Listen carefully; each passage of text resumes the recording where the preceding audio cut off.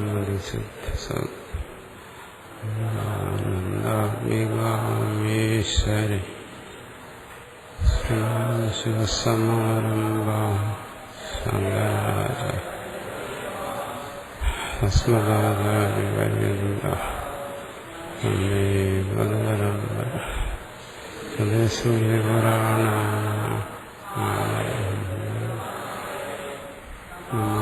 ഭഗവത്പാദം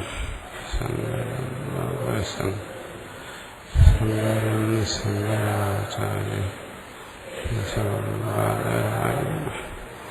പ്രഭാഷ്യകൃതോ വന്ദേ ഭഗവന്തോ പുനഃ ഈശ്വരോ ഗുരുരത്നമതി വ്യാപ്തദേഹായ ദക്ഷിണാമൂർത്തയേ നമഃ.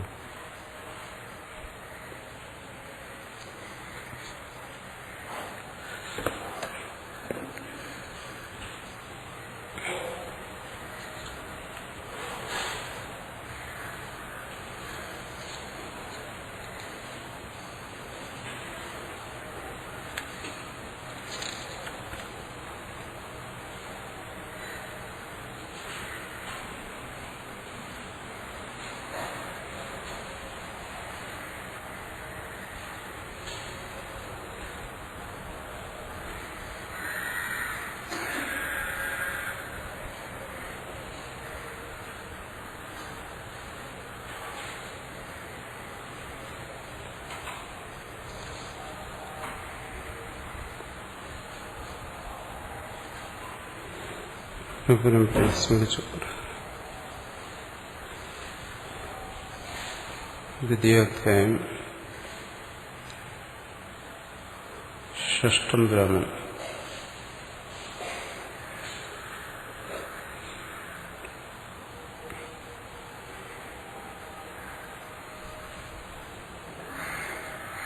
അഥ വംശഃ പൗതിമാഷ്യു ഗോപവനാത്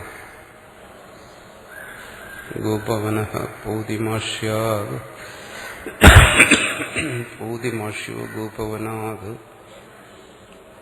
ഗോപവനഃ കൗശികാത് കൗശികഃ കൗണ്ഡിന്യാത് കൗണ്ഡിന്യഃ ശാണ്ഡില്യാത് ശാണ്ഡില്യഃ കൗശികാच्च ഗൗതമാच्च ഗൗതമഃ അഗ്നിവേശ്യാദാഗ്നിവേശ്യഃ ശാണ്ഡില്യാच्च അനഭിമ്ലാതാच्च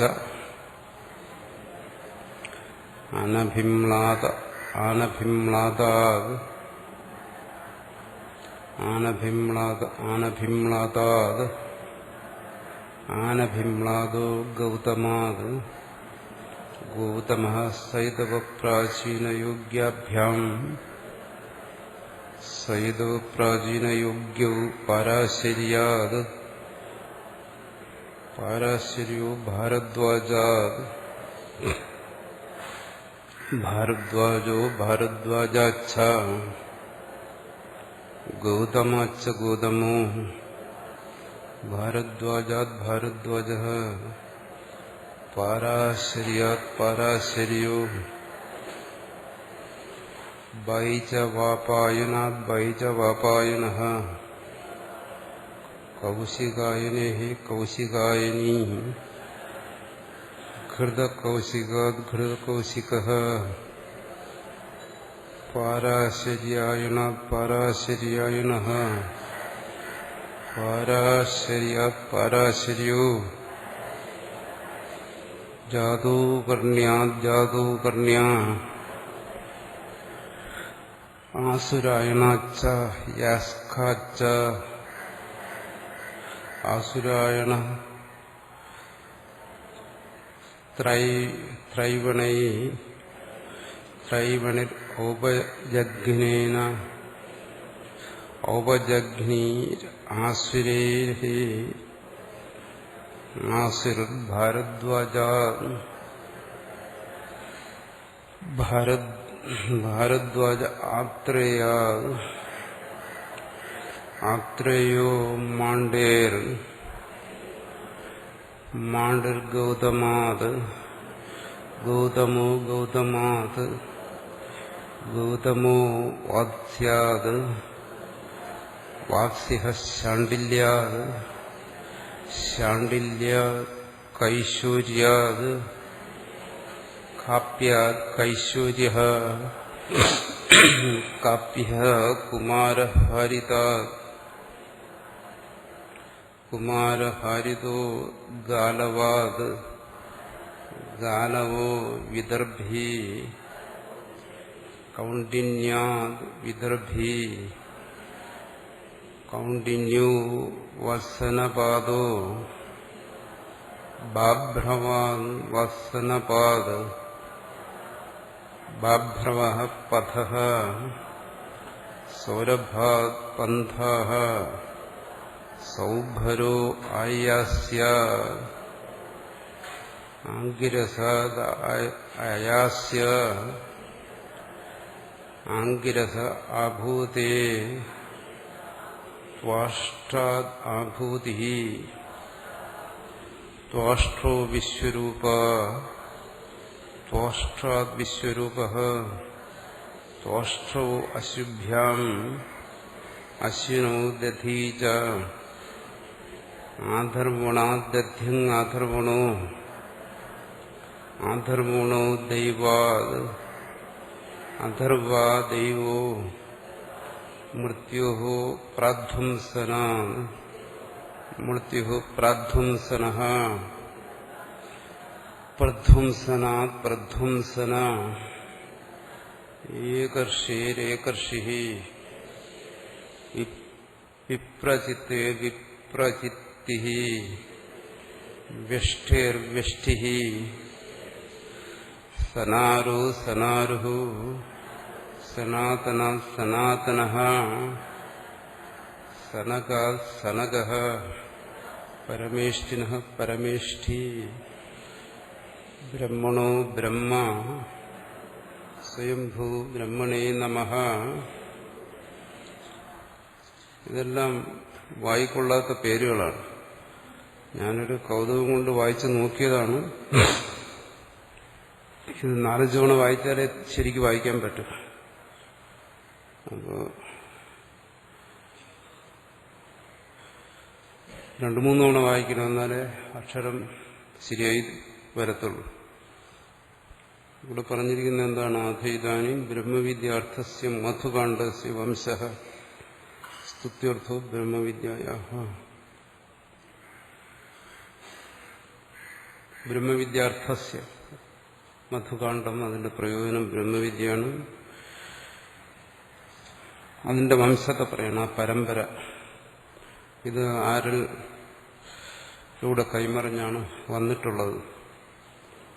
എന്തിനുവേണ്ടി ഇതിവിടെ പറയുന്നു? സ്തുത്യർത്ഥോ ബ്രഹ്മവിദ്യായാഃ, ബ്രഹ്മവിദ്യയെ സ്തുതിക്കുന്നതിന് വേണ്ടി. മന്ത്രശ്ചയം സ്വാധ്യായാർത്ഥോ ജപാർത്ഥശ്ച.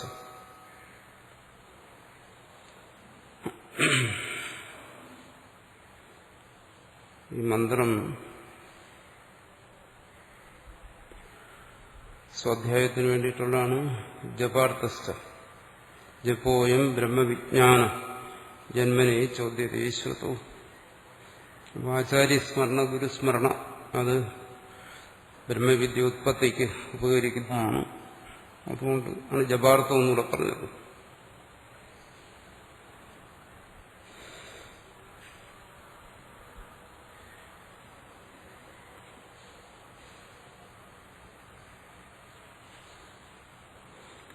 പ്രകൃത ബ്രഹ്മജ്ഞാനസ്യ പുരുഷബുദ്ധി ഉത്പ്രേക്ഷിതത്വ ശങ്കാനിവൃത്തി ബ്രാഹ്മണം. അതാണ് ഇവിടുത്തെ ഈ ബ്രഹ്മജ്ഞാനം. ഇവിടെ അതാണല്ലോ വിഷയം. ഇത് പുരുഷബുദ്ധി ഉത്പ്രേക്ഷിതത്വം.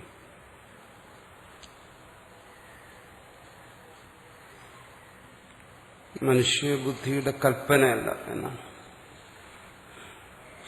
നമ്മൾ സാധാരണ പറയാറുണ്ട്. ബ്രഹ്മജ്ഞാനം ഇത് ഒരിക്കലും ഭാവനയല്ല. ബ്രഹ്മജ്ഞാനം എന്ന് പറഞ്ഞ് നമ്മൾ പലതും ഭാവനയും ഇല്ലതിൻ്റെതൊക്കെ ആയിരിക്കും. കാരണം ബ്രഹ്മജ്ഞാനം എന്ന് കേൾക്കുമ്പോൾ എന്തോ ഒരു വലിയ കാര്യമാണെന്ന് തോന്നും മനസ്സിൽ.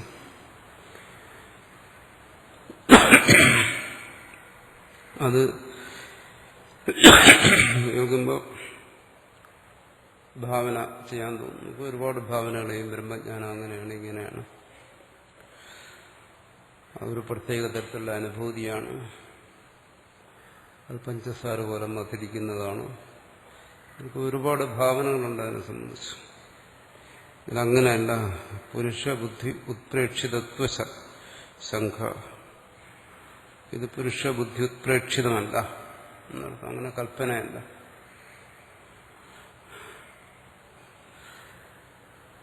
പക്ഷെ ഇതെല്ലാം വായിച്ചു കഴിഞ്ഞാൽ ഭാവനാശാലികളുള്ള ആൾക്കാർ ഇതിൻ്റെ കീഴിൽ അവരുടെ ഭാവനകൾ എഴുതി വയ്ക്കും. അങ്ങനെയാണ് ഇങ്ങനെയാണ് ഈ പറഞ്ഞിരിക്കുന്നത്,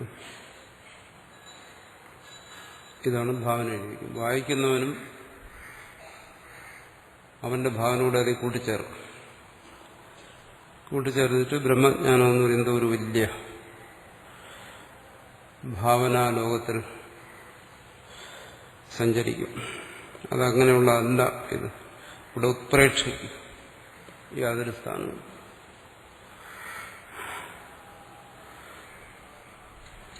ബ്രഹ്മജ്ഞാനം എന്ന് പറയുന്നത് അവനവനെ കുറിച്ചുള്ള ബോധം. അവിടെ കൽപ്പനയുടെ ആവശ്യമുണ്ട്. അന്യമായൊരു കാര്യത്തെ സംബന്ധിച്ചാണ് നമുക്ക് കൽപ്പനയുടെ ആവശ്യം വരുന്നത്, ഭാവനയുടെ. തന്നെക്കുറിച്ച് എന്തിനാ ഭാവന ചെയ്യുന്നു? പിന്നെ വേറൊരാളെ കുറിച്ച് നമ്മൾ ചിന്തിക്കും. അവൻ ദുഷ്ടനാണോ ശിഷ്ടനാണോ, മിത്രമാണോ ശത്രുവാണോ, പാപിയാണോ പുണ്യവാനാണോ, ഇതൊക്കെ മറ്റൊരു അന്യനെ കുറിച്ച് നമുക്ക് ചിന്തിക്കേണ്ടി വരും. എന്തുകൊണ്ട്? നമുക്കറിയാൻ കഴിയത്തില്ല. അറിഞ്ഞാൽ തന്നെ അത് പൂർണ്ണമാകത്തില്ല. അപ്പം അവിടെ നമ്മൾ ഭാവന ചെയ്യേണ്ടി വരും. തന്നെക്കുറിച്ച് ആർക്കെങ്കിലും ഭാവന ചെയ്യേണ്ട ആവശ്യമുണ്ടോ? താൻ ആരാണെന്ന് എല്ലാവർക്കും അറിയാം. ആർക്കെങ്കിലും സംശയം തോന്നാറുണ്ടോ? താൻ പുരുഷനാണോ സ്ത്രീയാണോ, താൻ ശിഷ്ടനാണോ ദുഷ്ടനാണോ? ആർക്കും ഭാവന ചെയ്യേണ്ട ആവശ്യം വരില്ല, അറിയാം. അങ്ങനെ നമ്മൾ അറിഞ്ഞുകൊണ്ടിരിക്കുന്നതിന്റെ പരമാർത്ഥം എന്താണെന്ന് ബോധിപ്പിക്കുന്നു. അവിടെ യാതൊരു തരത്തിലുള്ള ഭാവനയുടെയും ആവശ്യമില്ല.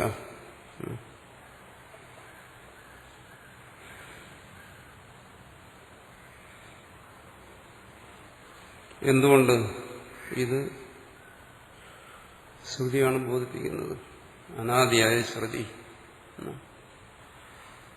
ഈശ്വരീയമായ ജ്ഞാനം, അതാണ്.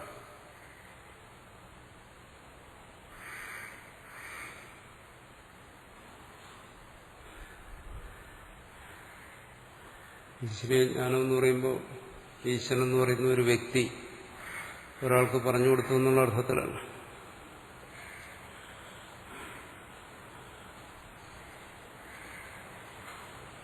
ഈശ്വരജ്ഞാനം എന്ന് പറഞ്ഞാലും ആത്മബോധം എന്ന് പറഞ്ഞാലും ഒന്നാണ്.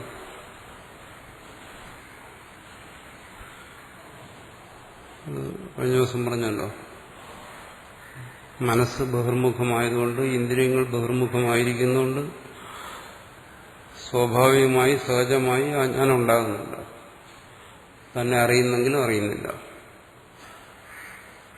അറിയുന്നുണ്ട്, പക്ഷെ ശ്രുതി ബോധിപ്പിക്കുന്ന തരത്തിൽ അറിയുന്നില്ല.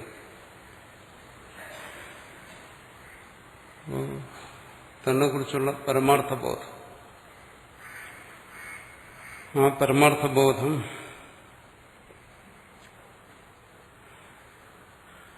അത് അന്തർമുഖമായി അതിനറിയാൻ ശ്രമിച്ചവർക്ക് അത് വെളിപ്പെടുന്നു. ഇന്നതാണ് പരമാർത്ഥബോധം. തത്വത്തിൽ ആ പരമാർത്ഥത്തിൽ നിന്ന് അന്യമായിട്ടൊന്നുമില്ല. ആ പരമാർത്ഥത്തിന് തന്നെയാണ് പറയുന്നത്. എന്താണ്? ഈശ്വരൻ, ബ്രഹ്മാവ്, ഗുരു, ശ്രോതാവ്, പല പേരുകളിലും പറയുന്നത് ആ ഒരു പരമാർത്ഥത്തെ തന്നെ. സ്വസ്വരൂപമായിരിക്കുന്ന ശ്രോതാവിന്റെ സ്വരൂപമായിരിക്കുന്ന പരമാർത്ഥം, ആ പരമാർത്ഥത്തെക്കുറിച്ചുള്ള ജ്ഞാനം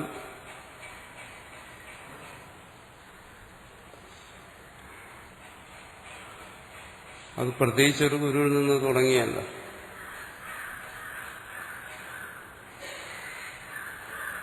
ബാഹ്യമായ വിഷയങ്ങളെ സംബന്ധിച്ച് നമുക്കറിയാം. പുറമേ ഒരു വിഷയം. ഒരു വിഷയത്തെക്കുറിച്ചുള്ള അറിവ് എപ്പോഴും ആ വിഷയത്തെ ആശ്രയിച്ചാണ് ഉണ്ടാകുന്നത്. വിഷയ അനുസാരിയാണ് അറിവ്. പുസ്തകത്തെ കണ്ടുകഴിഞ്ഞാൽ പുസ്തകം എന്നുള്ള ജ്ഞാനം ഉണ്ടാകും. മേശയെ കണ്ടുകഴിഞ്ഞാൽ മേശയെന്ന് ജ്ഞാനം ഉണ്ടാകുന്നു. മറിച്ചെന്തെങ്കിലും ജ്ഞാനം ഉണ്ടാകുന്നില്ല. വസ്തു അനുസാരിയായി ജ്ഞാനം ഉണ്ടാകുന്നു. ശരിയായ ജ്ഞാനം. ബ്രഹ്മസ്ഥലങ്ങൾ ഒഴിവാക്കിയാൽ അവിടെയും ഒരു തരത്തിൽ വസ്തു അനുസാരിയാണ് ആയിട്ടാണ് ഉണ്ടാകുന്നത്. അതാണ് അവിടെയും ഇതം എന്നറിയുന്നത്. അപ്പൊ സർവത്ര വസ്തു അനുസാരിയായിട്ടാണ് ജ്ഞാനം ഉണ്ടാകുന്നത്. അങ്ങനെയാണെങ്കിൽ സ്വസ്വരൂപത്തെക്കുറിച്ചുള്ള ജ്ഞാനവും വസ്തുനുസാരിയായിട്ടാണ്. എന്താണ് പരമാർത്ഥം? അതിനെക്കുറിച്ചുള്ള ജ്ഞാനം, പരമാർത്ഥ ബോധം. ഈ പരമാർത്ഥത്തെ തന്നെയാണ് നമ്മൾ മുമ്പ് പറഞ്ഞതുപോലെ പല പേരുകളിൽ പറയുന്നു.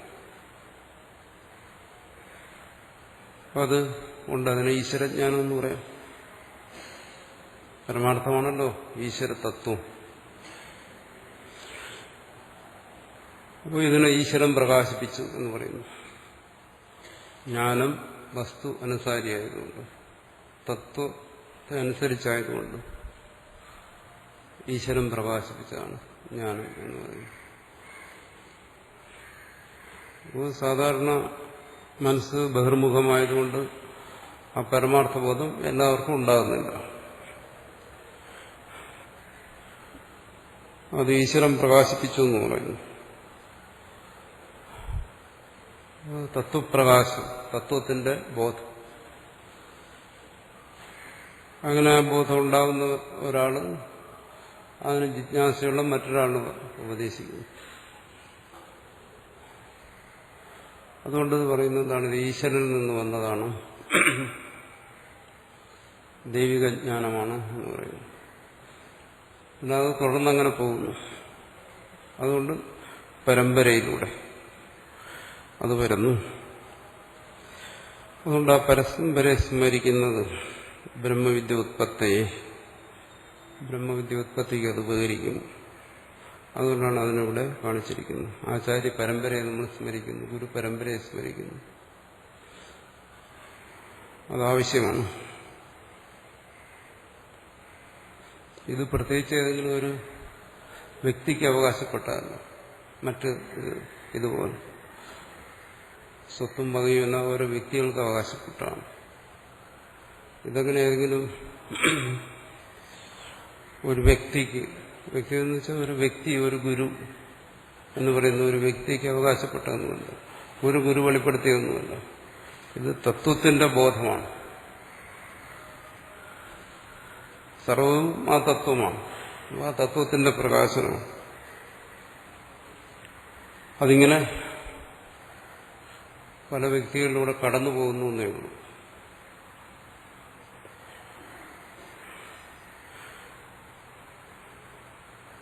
അതുകൊണ്ട് ആ പരമ്പരയെ, കടന്നു വരുന്ന പരമ്പരയെ സ്മരിക്കുന്നു. അഥ വംശ എന്ന് പറഞ്ഞാൽ ഇവിടെ തുടങ്ങുന്നത്. എത്ര വംശൈവ വംശോ യഥാ വേണുർ വംശ, വംശം പോലെ. വംശം എന്ന് വെച്ചു കഴിഞ്ഞാൽ ഇവിടെ പറയുന്നത് ഈറ, മുള, അതിന് രണ്ട് മുട്ട് കാണും. അതിൻ്റെ ഇടയ്ക്കൊരു ഭാഗമുണ്ട്, രണ്ട് മുട്ടിനിടയ്ക്കുള്ള ഭാഗം. അതെല്ലാം നീളമുള്ള വസ്തുക്കളാണ് ഈറ, മുള എന്നെല്ലാം പറയുന്നു. രണ്ട് മുട്ടുകളുടെ ഇടയ്ക്കൊരു ഭാഗം, അത് കഴിഞ്ഞ് വീണ്ടും രണ്ട് മുട്ടുകളുടെ ഇടയ്ക്കൊരു ഭാഗം. ഇങ്ങനെ അത് തുടർച്ച, അതിലൊരു തുടർച്ച കാണുന്നുണ്ട്.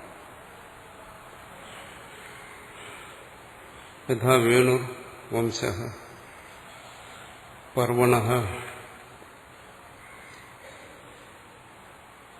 പർവണോ ഹി ഭിദ്യതേ തദ് അഗ്രാത് പ്രകൃത്യ മൂലപ്രാപ്തേ അയം വംശ. അപ്പോൾ ഒരു വേണു എടുത്തു നോക്കിയാൽ അതിന്റെ ചുവട് മുതൽ അങ്ങ് തലപ്പറ്റം വരെ, അല്ലെങ്കിൽ അതിന്റെ തല മുതൽ ചുവട് വരെ, ഇങ്ങനെ പല പല വംശങ്ങളാണ്. ആ പർവ്വങ്ങൾ എന്ന് പറയുന്നത് അതിന്റെ ആ മുട്ട്. ഒരു പർവ്വം കഴിയുമ്പം ഒരു വംശം, അത് കഴിഞ്ഞൊരു പർവ്വം, വംശം, ഇങ്ങനെ അതിങ്ങനെ മുകളിലേക്കും താഴോട്ടും ഉണ്ട്. അപ്പം അത് വംശം എന്ന് പറയുന്നതിൻ്റെ ആ തുടർച്ചയെ കാണിക്കാം. ഒരു മുട്ട് കഴിഞ്ഞാൽ വംശം, ഒരു പർവ്വം കഴിഞ്ഞാൽ വംശം, അത് കഴിഞ്ഞാൽ വീണ്ടും ഒരു ഉപമയായിട്ട് പറഞ്ഞാണ്, അല്ലാതെ അത് പ്രാധാന്യമൊന്നുമില്ല. അപ്പോൾ അവിടെ നമ്മൾ കാണുന്നത് എന്താണ്? വംശങ്ങളുടെ തുടർച്ച ഇങ്ങനെ കാണും. ആ തുടർച്ചയെ കാണിക്കാൻ വേണ്ടിയിട്ട് ആണിവിടെ ഈ ഗുരുപരമ്പരയിലും വംശം എന്നുള്ള ശബ്ദം പ്രയോഗിച്ചിരിക്കുന്നതാണ്. വംശം പോലെ ആയതുകൊണ്ട്, അല്ലാതെ അതിന് നേരിട്ട് ബന്ധമൊന്നുമില്ല. അതിൽ കാണുന്നുണ്ടല്ലോ ഒരു തുടർച്ച. ഒരു മുട്ട് കഴിഞ്ഞ് പിന്നെ ഒരു വംശം, അത് കഴിഞ്ഞ് വീണ്ടും ഒരു പർവ്വം, വീണ്ടും വംശം, ഇങ്ങനെ തുടർന്നു വരും. അതുപോലെ ഇവിടെയും അങ്ങനെ തുടർന്നു വരുന്നു. അത് ഗുരുശിഷ്യ പരമ്പരയിലൂടെ എങ്ങനെ വരുന്നു. ആ തുടർച്ച വേണുവിൽ കാണുന്നത് പോലെ ഈ പരമ്പരയിലും കാണുന്നുണ്ട്. ഇതിന് ആ പരമ്പര എന്നുള്ള അർത്ഥത്തിൽ വംശം എന്നുള്ള ശബ്ദം പ്രയോഗിച്ചിരിക്കുന്നു എന്നാണ്. ആ വംശശബ്ദം എങ്ങനെ ഇവിടെ പ്രയോഗിക്കുന്നു? അത് സാധാരണ മനുഷ്യരുടെ കുലപരമ്പരയെ കുറിച്ച് പറയുമ്പോൾ അവൻ ഇന്ന വംശത്തിൽപ്പെട്ടവനാണ്. വംശം എന്ന് പറയുമ്പോൾ അവിടെ ഒരു തുടർച്ചയുണ്ട്, ഒരുപോലെയുള്ള ഒരു തുടർച്ച. ഒരേ വംശത്തിൽപ്പെട്ടതാണെന്ന് പറയുന്നു. മനുഷ്യൻ ഒരേ വംശത്തിൽപ്പെട്ടതാണ്, മൃഗം മറ്റൊരു വംശത്തിൽപ്പെട്ടതാണ്, പക്ഷി മറ്റൊരു വംശത്തിൽപ്പെട്ടതാണ്. ഒരേ തരത്തിലുള്ള തുടർച്ച എന്ന് മനസ്സിലാക്കണം. അപ്പോൾ ഒരേ തത്വത്തെ ഇങ്ങനെ ഒരു ശിഷ്യ പരമ്പരകളിലൂടെ ഇത് പ്രകാശിപ്പിച്ചുകൊണ്ടിരിക്കുന്നു. അതുകൊണ്ട് ആ പരമ്പരയെ വംശം എന്ന് പറയുന്നു. അത് ഗുരുശിഷ്യ വംശം എന്ന് പറയുന്ന പോലെ തന്നെ സന്താനം പരമ്പര, അതിനെയും വംശം എന്ന് പറയും. ഇന്ന വംശത്തിൽപ്പെട്ടത്, ഇന്ന ഗോത്രത്തിൽപ്പെട്ടെന്നൊക്കെ പറയുന്ന പോലെ.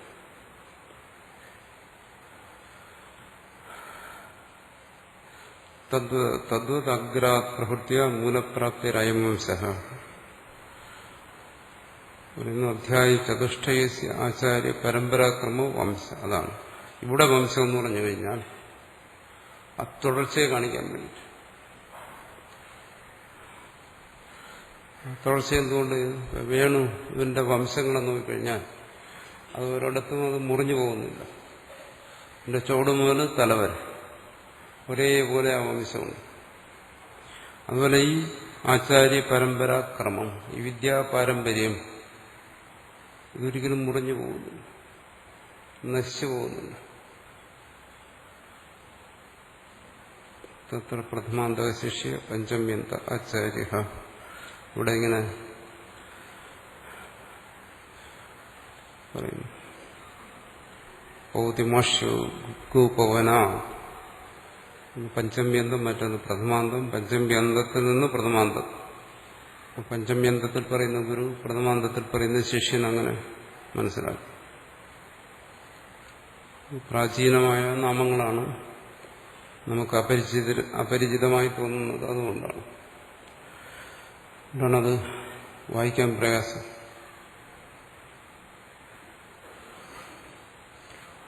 അതങ്ങനെ പരമ്പരയെക്കുറിച്ച് പറഞ്ഞിട്ട് അവസാനം പറഞ്ഞത് സനക പരമേഷ്ഠിന പരമേഷ്ഠി എന്ന് പറയും. വിരാട് പുരുഷൻ, ബ്രഹ്മണോ ഹിരണ്യഗർഭ. അത് കഴിഞ്ഞിവിടെ പറഞ്ഞു ബ്രഹ്മണോ ബ്രഹ്മ, ഹിരണ്യഗർഭത്തിൽ നിന്ന്. ഹിരണ്യഗർഭൻ, വിരാട്, അങ്ങനെയുള്ള ഭേദങ്ങളെല്ലാം നമ്മൾ ചർച്ച ചെയ്തത്. ഉപാധികളുകൊണ്ട് വരുന്ന ഭേദം. ഇത് ഒരു സൃഷ്ടി, ആ സൃഷ്ടിയുടെ ആരംഭത്തിലൊരു ഹിരണ്യഗർഭൻ, പിന്നെ ഒരു വിരാട്, അവിടെ നിന്ന് സൃഷ്ടി തുടങ്ങുന്നു, പിന്നീട് ജീവന്മാര്, അങ്ങനെയുള്ള കൽപ്പന അനുസരിച്ച് പറയുകയാണ്. തതപ്പരം ആചാര്യ പരമ്പര നാസ്തി. അതിനപ്പുറം പിന്നീട് ഒരു ആചാര്യ പരമ്പര കൽപ്പിക്കാൻ പറ്റില്ല.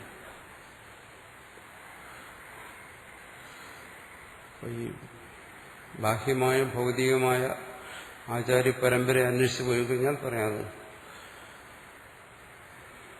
ഹിരണ്യഗർഭൻ വരെ എന്ന് പറയാം.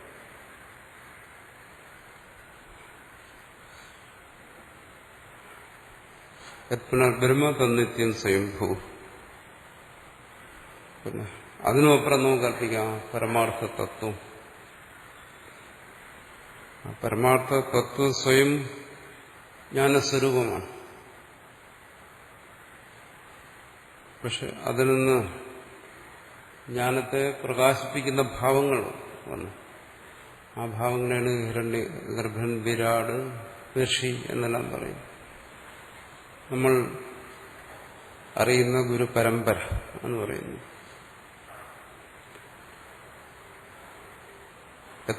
ബ്രഹ്മ തന്നിത്യ സ്വയംഭൂവായിരിക്കുന്നു. തസ്മൈ ബ്രഹ്മണേ സ്വയംഭുവേ നമഃ. സ്വയംഭൂ എന്ന് പറയുന്ന അവിടെ സൃഷ്ടിയില്ല. ഹിരണ്യഗർഭം മുതൽ സൃഷ്ടി എന്ന് പറയാം. വിരാട് സൃഷ്ടി. ഈ ഉപദേശവും ഉപദേശ ഗ്രഹണവുമെല്ലാം സൃഷ്ടിയിലാണല്ലോ സംഭവിക്കുന്നത്. സൃഷ്ടി സംഭവിച്ചതിന് ശേഷം ഗുരു ശിഷ്യനൊക്കെ ഉണ്ടായത്. അപ്പൊ സൃഷ്ടിക്ക് മുമ്പ് എന്ന് ചിന്തിച്ചാൽ, എന്നുവെച്ചാൽ പരമാർത്ഥം എന്ന് ചിന്തിക്കുമ്പോൾ അത് സ്വയംഭൂ ബ്രഹ്മമാണ്. അതിൽ നിന്ന് ഈ വിദ്യാപാരമ്പര്യം ആരംഭിക്കുന്നു. എന്ന് പറഞ്ഞാൽ ആ തത്വം സ്വയം പ്രകാശിക്കുന്നതാണെങ്കിലും അത് ജീവബുദ്ധിക്ക് ഗ്രഹിക്കണമെങ്കിൽ അതിനെ ആരെങ്കിലും പ്രകാശിപ്പിക്കും.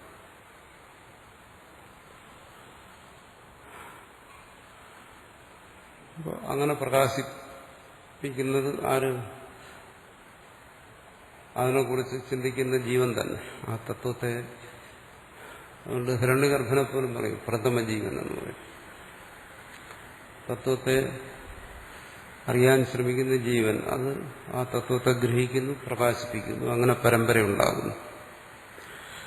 അവിടെ നമിക്കേണ്ടതിനെ സ്വയംഭൂവേ നമഃ. ആ പരമതത്വത്തെ, ആ തത്വത്തിന്റെ പ്രകാശനമാണ് പരമ്പരയിലൂടെ വന്നുകൊണ്ടിരിക്കുന്നത്.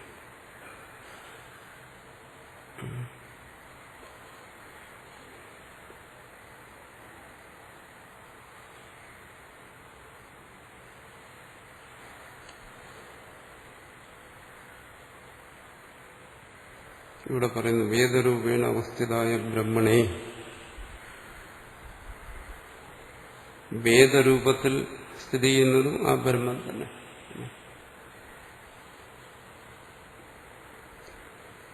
വേദമെന്ന് പറയുന്നത് രണ്ടു തരത്തിലാണ്. ഒന്ന് അക്ഷരരാശി, ശബ്ദരാശി, ശബ്ദസമൂഹം. അത് വേദമാണ്. അതന്നെ നമ്മൾ പറയുന്നു. നമ്മൾ ഉച്ചരിക്കുന്ന ശബ്ദം അത് വേദമാണ്. അതിനാണ് സാധാരണഗതി വേദം എന്ന് പറഞ്ഞു വരുന്നത്. അഗ്നിമീള എന്ന് ചൊല്ലുന്നു. ഒരാൾ ഉച്ചരിക്കുന്നതും വേറൊരാൾ ശ്രവിക്കുന്നതുമായ ശബ്ദസമൂഹം. മറ്റ് ശബ്ദസമൂഹങ്ങളിൽ നിന്ന് അതിനുള്ള വ്യത്യാസമുണ്ടോ? അത് ഈ തത്വത്തെ പ്രകാശിപ്പിക്കുന്നു. ശ്രോതാവിന്റെ ഉള്ളിൽ ശ്രോതാവിന്റെ സ്വരൂപമായ ആ തത്വത്തെ പ്രകാശിപ്പിക്കുന്നതിന് ബാഹ്യമായ ഒരു ആലംബനമാണ് ഈ ശബ്ദം, വേദശബ്ദം.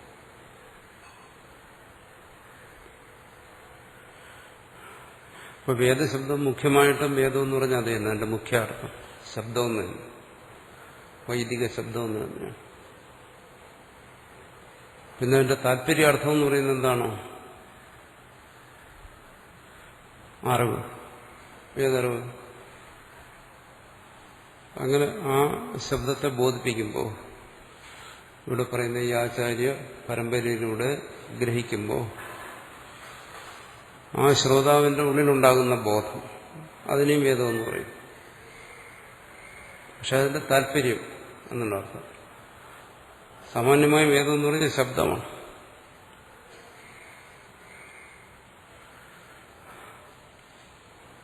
വിധിജ്ഞാനെ, ഇത് ധാതുവിന് ജ്ഞാനാർത്ഥമാണ്. ജ്ഞാനാർത്ഥത്തിലാണ് വേദശബ്ദം പ്രയോഗിച്ചിരിക്കുന്നത്. പക്ഷെ അതിന്റെ താല്പര്യമാണ്. മുഖ്യമായി വേദം എന്ന് പറയുന്നത് ശബ്ദത്തെ തന്നെയാണ്. ശബ്ദരാശി ഇർഗജുസാമ എന്ന് പറയുന്ന ശബ്ദം. അപ്പൊ ആ ശബ്ദരൂപത്തിൽ സ്ഥിതി ചെയ്യുന്നത് ശബ്ദരൂപത്തിലേക്ക് മാറിയിരിക്കുന്നത് എന്തിനീ തത്വത്തെ പ്രകാശിപ്പിക്കുന്ന തരത്തിലുള്ള ആ ശബ്ദരൂപത്തിലായതും ആ തത്വം തന്നെ, ബ്രഹ്മം തന്നെ. ഇനി ആ ശബ്ദത്തിലൂടെ, ശബ്ദം കേവലം നിമിത്തമാക്കിക്കൊണ്ട് ശ്രോതാവിന്റെ ഉള്ളിൽ പ്രകാശിക്കുന്നതും ജ്ഞാനരൂപത്തിൽ അതും ആ ബ്രഹ്മതത്വം തന്നെ. അതുകൊണ്ട് വേദശബ്ദത്തിന് രണ്ടർത്ഥവും പറയാം. ശബ്ദമെന്നും പറയാം, ജ്ഞാനമെന്നും പറയാം. ജ്ഞാനമെന്ന് പറയുമ്പോൾ അതാ ബ്രഹ്മം തന്നെ. അപ്പോൾ ഇവിടെ നമസ്കാരം പറയുന്നത് എന്തിന്? ബ്രഹ്മ ശബ്ദരാശി ആയ വേദത്തിൽ. കാരണം തത്വത്തിന് നമസ്കാരം പറഞ്ഞിട്ട് കാര്യമില്ല. കാരണം തത്വം താൻ തന്നെയാണ് എന്ന് ശ്രോതാവ് ബോധിക്കുന്നു. പിന്നെ തനിക്ക് താൻ എങ്ങനെയാണ് നമസ്കാരം പറയുന്നത്? തന്നെ തനിക്ക് നമസ്കരിക്കാൻ കഴിയില്ല. പക്ഷേ തത്വം താനാണെന്നുള്ള ആ ബോധം ഉണ്ടാക്കിയ ശബ്ദം, അതാണ് പറയുന്നത് വേദരൂപേണ അവസ്ഥിതം. ആ ശബ്ദരൂപത്തിൽ ഇരിക്കുന്ന വേദം, ശബ്ദരാശി, സാമരൂപത്തിലുള്ള വേദം, അതിനെ നമസ്കരിക്കുന്നു. അതിനെയാണ് നമസ്കരിക്കേണ്ടത്. കാരണം അതാണ് ഈ ബോധത്തെ ശ്രോതാവിന്റെ ഉള്ളിൽ ഉണ്ടാക്കി.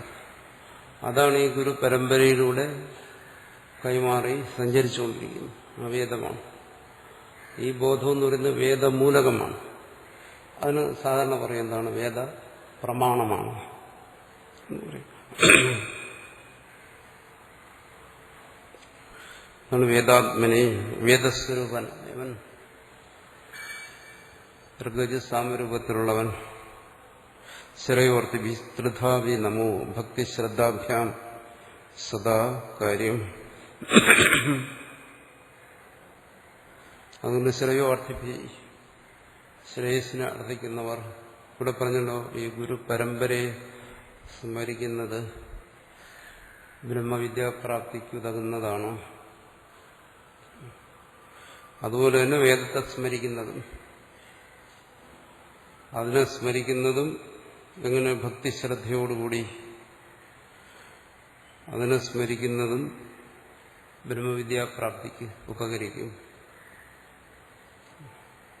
അതിലൂടെയാണല്ലോ ബോധമുണ്ടാകുന്നത്. അതുകൊണ്ട് തസ്മൈ ബ്രഹ്മണേ സ്വയംഭുവേ നമഃ എന്ന് പറയുന്നതിലൂടെ അർത്ഥം പറയുന്ന ആ ബ്രഹ്മം വേദരൂപത്തിലുള്ള ബ്രഹ്മം അല്ല, പരമാർത്ഥ ബ്രഹ്മമൊന്നും കൊടുക്കും. അത് തന്നെ താൻ തന്നെ ആയിക്കഴിഞ്ഞു. ഇവിടെ ഇപ്പോൾ നമിക്കേണ്ടത് വേദത്തെയാണ്. അതിനെ നമിക്കുന്നു എന്നാണ്.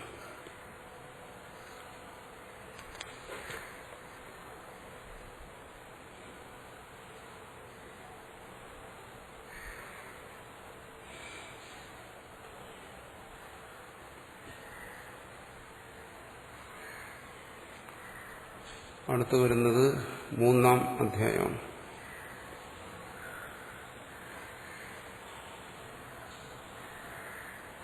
ഈ കഴിഞ്ഞതിന് ആഗമപ്രധാനം എന്ന് പറയും. അവിടെ വേദത്തിനാണ് പ്രാധാന്യം. അടുത്തു വരുന്നതിന് ഉപപത്തി പ്രധാനം എന്ന് പറയും. ഇവിടെ യുക്തിക്ക് പ്രാധാന്യമുണ്ട്. മുമ്പുള്ള ഭാഗത്ത് യുക്തി വന്നു. ഭാഷകാരൻ ഇവിടെ തുടങ്ങുന്ന അത് പറഞ്ഞുകൊണ്ടാണ്. ജനകോഹ വൈദേഹ ഇത്യാദി യാജ്ഞവൽക്കീയം കാണ്ഡം ആരഭ്യതേ. ആദ്യം യാജ്ഞവൽക്കീയ കാണ്ഡം. ഇവിടെ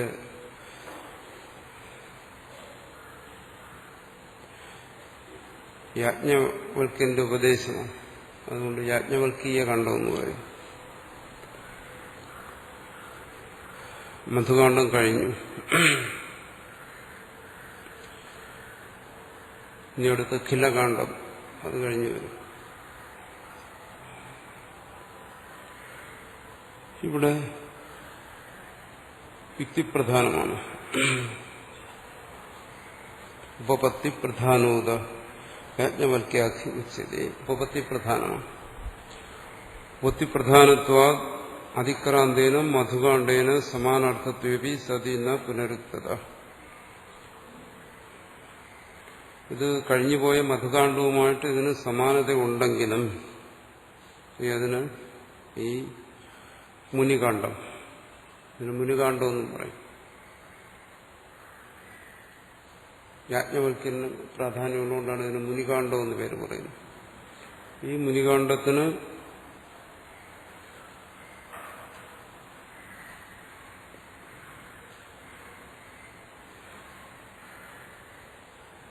പ്രാധാന്യമുണ്ടെങ്കിലും സമാനതയുണ്ടെങ്കിലും എന്ന പുനരുക്തത, ഇവിടെ പുനരുക്തിയില്ല. മധുകാണ്ഡം ഹി ആഗമപ്രധാനം, കഴിഞ്ഞുപോയത് ആഗമപ്രധാനമാണ്. ആഗമ ഉപത്തി ഹി ആത്മീകത്വ പ്രകാശനായ പ്രവൃത്തി ശകുനത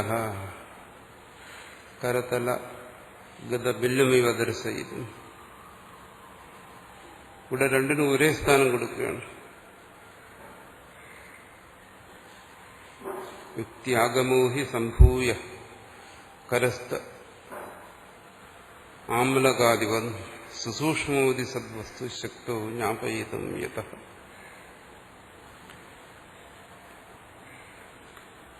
ഭാഷ്യകാരൻ വളരെ പ്രധാനപ്പെട്ട ഒരു കാര്യം പറയുകയാണ്. വേദം എന്ന് പറയുന്ന ഉപദേശം, ഗുരു ഉപദേശമാണ് വേദം. അത് ശബ്ദരൂപത്തിൽ ഇങ്ങനെ കൈമാറി വരുന്ന. എന്താ വേദത്തിന്റെ താല്പര്യം എന്നെങ്ങനെ ഗ്രഹിക്കുന്നു? കാരണം വേദത്തെ പലതരത്തിലും വ്യാഖ്യാനിക്കാം. ശബ്ദത്തിന് പല അർത്ഥങ്ങളും ഉണ്ടാകാം. ആത്യന്തികമായി അതെങ്ങനെ നിർണയിക്കും? ഇതാണ് ഇതിന്റെ താല്പര്യം. ശരി, ഗുരു പറഞ്ഞു തന്നു അതുകൊണ്ട് ഞാൻ തീരുമാനിക്കുന്നു എന്ന് പറയാൻ കഴിയില്ല. കാരണം അങ്ങനെ തീരുമാനിക്കണമെങ്കിൽ ആദ്യം ഗുരു ആരാണെന്ന് തീരുമാനിക്കേണ്ടി വരും. ആരാ ഗുരു? ഗുരു പറഞ്ഞതുകൊണ്ട് യഥാർത്ഥം ശരിയാണ് എന്ന് ഉറപ്പിക്കണമെങ്കിൽ ഗുരുവിനെ ആദ്യം തീരുമാനിക്കും. ഗുരുവിനെ അറിയുന്നതിനെന്താ പറയും? ശരിയായ രീതിയിൽ വേദത്തിന്റെ താല്പര്യത്തെ പറയുന്നയാള് ഗുരു എന്ന് പറയേണ്ടി വരും. വീണ്ടും വേദ താല്പര്യത്തിലേക്ക് വന്നു. വേദ താല്പര്യത്തിനെ അറിയണമെങ്കിൽ ഗുരു ആരെന്നറിയണം. ഗുരു ആരെന്നറിയണമെങ്കിൽ വേദ താല്പര്യം എന്തെന്നറിയണം. ഇവിടെ അന്യോന്യാശ്രയ ദോഷം. അപ്പൊ പിന്നെങ്ങനെ തീരുമാനിക്കും?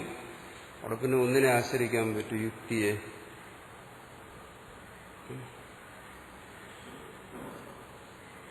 യുക്തി ആശ്രയിക്കേണ്ടി വരും.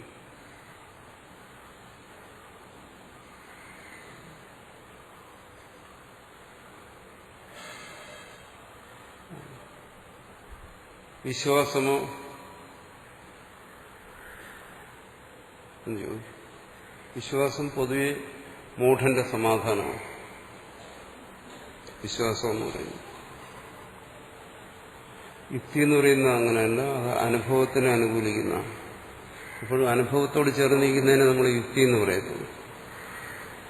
അനുഭവത്തിന് വിരോധമായി എന്തെങ്കിലും വന്നു കഴിഞ്ഞാൽ നമ്മൾ പറയുമോ അതിൽ യുക്തിയില്ല. യുക്തി എന്ന് പറഞ്ഞാൽ തന്നെ അതാണ് അനുഭവത്തെ അനുകൂലിക്കുന്നത്.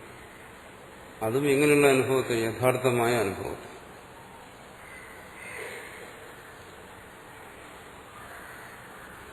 രജ്ജുസർപ്പം കടിച്ചും മരിച്ചുപോയി ഒരാളെന്ന് പറഞ്ഞു കഴിഞ്ഞാൽ ആരെങ്കിലും അംഗീകരിക്കുമില്ല. എന്തുകൊണ്ട്? സർപ്പം കടിച്ചാൽ മരിക്കുമെന്ന് പറയുന്നതിന് യുക്തിയുണ്ട്, അത് ശരിയാണ്. കാരണം അത് വിഷമുള്ളതാണ്, അത് ദംശിച്ചു കഴിഞ്ഞാൽ മരിച്ചു. പക്ഷെ രജ്ജുസർപ്പം കടിച്ചു മരിച്ചെന്ന് പറഞ്ഞാൽ വിശ്വസിക്കത്തില്ല. എന്തുകൊണ്ടത് അനുഭവത്തിന് നിരക്കുന്നതാണ്.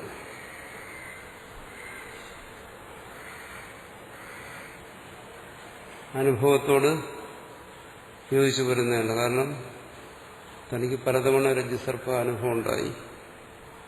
ഒരിക്കലും അത് തന്നെ കടിച്ചില്ല. അത് കടിച്ചെങ്കിൽ തന്നെ അതുകൊണ്ട് മരിച്ചില്ല. അസമയം വാസ്തവത്തിലുള്ള സർപ്പം കടിച്ച് മരിച്ചു എന്ന് പറഞ്ഞാൽ ശരി, അത് ഇതിന് യുക്തിയുണ്ട്. കാരണം സർപ്പം വിഷമുള്ളതാണ്, അത് കടിച്ചാൽ മരിക്കാം, അത് അംഗീകരിക്കും.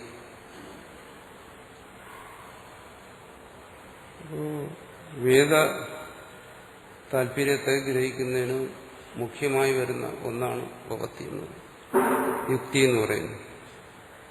ആണ് ഭാഷകാരൻ പറയുന്ന ആഗമ ഉപപത്തി. ആഗമവും ഉപപത്തിയും യുക്തിയും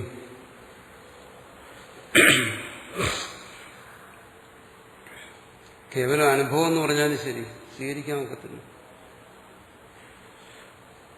ഒരാൾ പറയുന്നത് എനിക്ക് 2 കൊമ്പുണ്ട്. എന്താ നിങ്ങളിങ്ങനെ പറയാൻ കാരണം? ഇതെന്റെ അനുഭവമാണ്.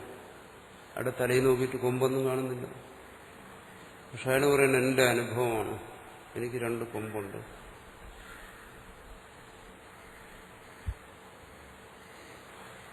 അപ്പോൾ പറഞ്ഞു, തന്റെ തലയിൽ കൊമ്പൊന്നും കാണുന്നില്ലല്ലോ. ആര് പറഞ്ഞു എനിക്ക് 2 കൊമ്പുണ്ട്? അപ്പോൾ ഈ 2 കൊമ്പുണ്ടെന്ന് പറയുന്നത് അയാളുടെ അനുഭവമാണ് അയാൾ പറയുന്നത്, വെറുതെ പറയുന്നതല്ല. പക്ഷെ ഉപപത്തി യുക്തിയുള്ളവനെ സംബന്ധിച്ച് അത് അംഗീകരിക്കാൻ വയ്യ. പറയുന്നു അത് ശരിയല്ല. പക്ഷെ അയാൾ വീണ്ടും ആവർത്തിച്ച് പറയുന്നു എനിക്കുണ്ട് 2 കൊമ്പ്. അപ്പൊ എന്താ ഇങ്ങനെ പറയുന്നതിന്റെ കാരണം? പിരി ലൂസായി പോയത്. അപ്പൊ എന്താ അവിടെ യുക്തിയില്ല, ചെറിയൊരു തകരാറുണ്ട്. അയാൾക്ക് തോന്നി തനിക്ക് കൊമ്പ് മുളച്ചെന്ന് തോന്നി, അത് പറയുന്നു.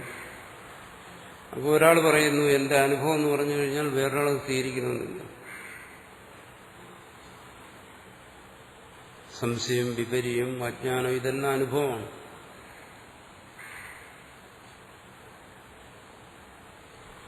ഞാനിതാ എന്റെ അനുഭവം പറയുന്നു, നിങ്ങൾ സ്വീകരിച്ചോളൂ എന്ന് പറഞ്ഞു കഴിഞ്ഞാൽ സ്വീകരിക്കാനുള്ള ബാധ്യത ആർക്കുമില്ല. വിവേകമുള്ളവൻ ഒട്ട് സ്വീകരിക്കത്തുമില്ല. വിവേകമുള്ളവൻ സ്വീകരിക്കണമെങ്കിൽ എന്ത് വേണം? അവന്റെ യുക്തി കൊണ്ട് പരിശോധിക്കും, അത് യുക്തിക്ക് നിരക്കുന്നതാണോ? അങ്ങനെ സംഭവിക്കാമോ? മനുഷ്യന് കൊമ്പ് മുളയ്ക്കാമോ? സാധ്യമല്ല. അപ്പോൾ ഇയാൾ പറയുന്നുണ്ടെങ്കിൽ ഇയാളുടെ ബുദ്ധിക്ക് എന്തോ തകരാറാണ്. അപ്പോൾ ഇയാളെ ചികിത്സിക്കേണ്ടതാണ് എന്ന് പറയും.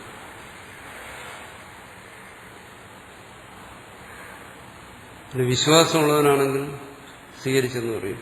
ആണ് പറയുന്നത് മൂഢന്റെ അവസാനത്തെ ആശ്രയമാണ് വിശ്വാസം.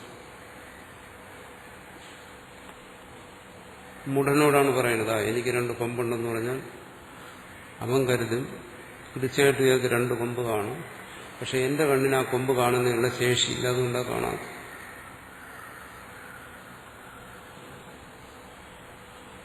ഗുരു പറയും എന്തുകൊണ്ട് നീ കാണുന്നില്ല? നിനക്ക് ദിവ്യദൃഷ്ടിയില്ല. ദിവ്യദൃഷ്ടി ഉണ്ടെങ്കിലേ അത് കാണാൻ പറ്റും. ഇവൻ പിന്നെ ദിവ്യദൃഷ്ടിക്ക് അന്വേഷിച്ച് കിടന്നു. എവിടെയാ ദിവ്യദൃഷ്ടി കാണുന്നത്? ഗുരുവിന്റെ കൊമ്പ് കാണാൻ വേണ്ടി. അത് മൂഢത, വിശ്വാസം. വേദം അതിനെ പ്രോത്സാഹിപ്പിക്കുന്നില്ല.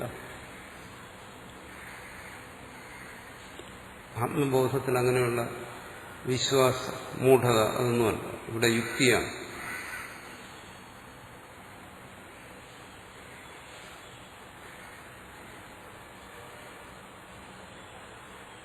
രണ്ട് കൂട്ടരുണ്ടെന്ന് വിശ്വാസവാദികൾ, മറ്റൊന്ന് യുക്തിവാദികൾ. വിശ്വാസവാദികൾ പറയും അത് ഈ ബുദ്ധി എന്നൊക്കെ പറയുന്നത് അർത്ഥമായ കാര്യമാണ്, അതൊരുപാട് ദോഷങ്ങളുള്ളതാണ്, ഭ്രമം തുടങ്ങിയ ദോഷങ്ങളുള്ളതാണ്. അതുകൊണ്ട് ഒരിക്കലും അതിനെ നമുക്കങ്ങനെ സ്വീകരിക്കാൻ പറ്റത്തില്ല. അത് ചിലപ്പോൾ വഞ്ചിക്കും, ചതിക്കും. അതുകൊണ്ട് വിശ്വാസത്തെ ആശ്രയിക്കും, വിശ്വാസത്തെ രക്ഷിക്കും. സംശയാത്മാവിനശ്ശേരി എന്ന് പറയുന്നത് വിശ്വാസത്തെ മുറുകെ പിടിച്ചു പോവാം എന്ന് പറയും. ഒരു പരിധിവരെ നല്ലതാണ്. മൂഢതയ്ക്ക് വേറെ മറുമരുന്നില്ല. അവിടെ പിന്നെ വിശ്വാസമാണല്ലോ. വിശ്വാസത്തിലൂടെയെങ്കിലും ഒരുവൻ മുന്നോട്ട് പോകുന്നുണ്ടെങ്കിൽ നല്ലതാണ്. ആ രീതിയിൽ അത് നല്ലതാണ്. പക്ഷെ ഇവിടെ തത്വചിന്തയാണ്, ആത്മവിചാരമാണ്. അവിടെ അത്തരം കാര്യങ്ങൾക്കൊന്നുമില്ല, ഒരു സ്ഥാനമില്ല. അതുകൊണ്ട് പറയുന്നു ആഗമോപത്തേഹി ആത്മീകത്വ പ്രകാശനായ അതിന് ഇവിടെ പറയുന്ന ആത്മീകത്വ ബോധം അത് വിശ്വാസം കൊണ്ടുണ്ടാകേണ്ടതല്ല. ആഗമ ഉപത്തി ഇത് രണ്ടും വേണം. വേദജ്ഞാനം അത് സ്വാനുഭവ യുക്തിക്ക് പ്രതികൂലമല്ലാത്ത സ്വാനുഭവം അതിനോട് ചേരണം. അതാണ് സാധാരണ പറയാറുള്ളത് ശ്രുതി യുക്തി അനുഭവം എന്ന് പറയുന്നത്. ശ്രുതി എന്ന് പറഞ്ഞാൽ ശ്രുതിയുടെ താല്പര്യം, ശ്രുതിയിൽ നിന്ന് കിട്ടുന്ന ജ്ഞാനം അത് യുക്തിക്ക് നിരക്കുന്നതാകണം. എന്നിട്ട് അത് എന്നാലേ അത് സ്വാനുഭവമാകത്തുള്ളൂ. അല്ലെങ്കിൽ പറയുന്ന ആളുടെ അനുഭവമായിരിക്കും. ഇവിടെ പറയുന്ന സർവ ആത്മീകത്വ ജ്ഞാനം, ആത്മീകത്വ പ്രകാശനം എന്ന് പറയുന്നത് ഉപദേശിക്കുന്ന ആളുടെ ജ്ഞാനമല്ല, കേൾക്കുന്നവന്റെ ജ്ഞാനമാണ്.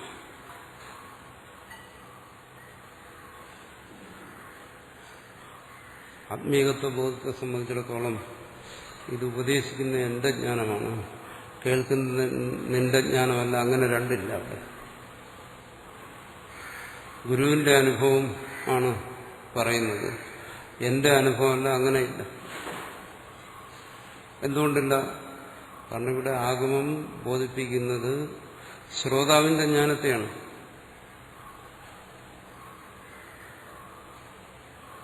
അല്ല പറയുന്നവന്റെ ജ്ഞാനത്തെയല്ല ബോധിപ്പിക്കുന്നത്.